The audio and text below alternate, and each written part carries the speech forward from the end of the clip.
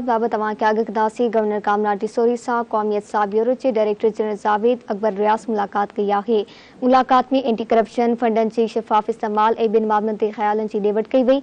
Director general नेब governor Sindh खे इदारे जी कारकर्दगी खां आगाह कयो। क़ौमी ख़ज़ाने मां लुटियल रक़म वापसि कराइण में नेब जो अहम किरदारु आहे, सिंध जे गवर्नर जो चवणु आहे।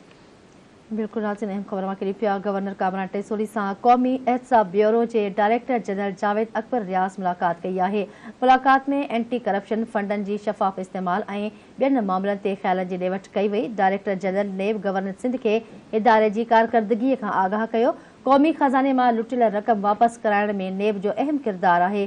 सिंध जे गवर्नर जो इहो चवणु हो, सूबे में करप्शन ख़िलाफ़ अहम कामयाबियूं हासिल कयूं।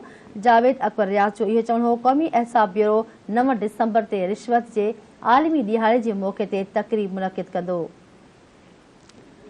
मुलाक़ात बाबति तव्हांखे आगाह कई पिया। गवर्नर कामरान टिसोरी सां क़ौमी एहतसाब ब्यूरो जे डायरेक्टर जनरल जावेद अकबर रियाज़ मुलाक़ात कई आहे। मुलाक़ात में एंटी करप्शन फंडनि जी शफ़ाफ़ इस्तेमाल ऐं ॿिनि मामलनि ते ख़्यालनि जी ॾे वठि कई वई आहे। तफ़सील मालूम कंदासीं चीफ रिपोर्टर कराची शबीर लाशारी खां। जी शबीर, मुलाक़ात बाबति आगाह कजो। जी बिल्कुल, सिंध के गवर्नर कामरान खान टिसोरी सां क़ौमी एहतसाब ब्यूरो के डायरेक्टर जनरल जावेद अकबर रियाज़ मुलाक़ात कई है। मुलाक़ात में एंटी करप्शन फंडन के शफ़ाफ़ इस्तेमाल ऐं ॿियनि मामलनि ते ख़्यालनि जी ॾे वठि कई वई और मूंखे डायरेक्टर जनरल गवर्नर सिंध के इदारे की कारकर्दगी खां आगाह कयो।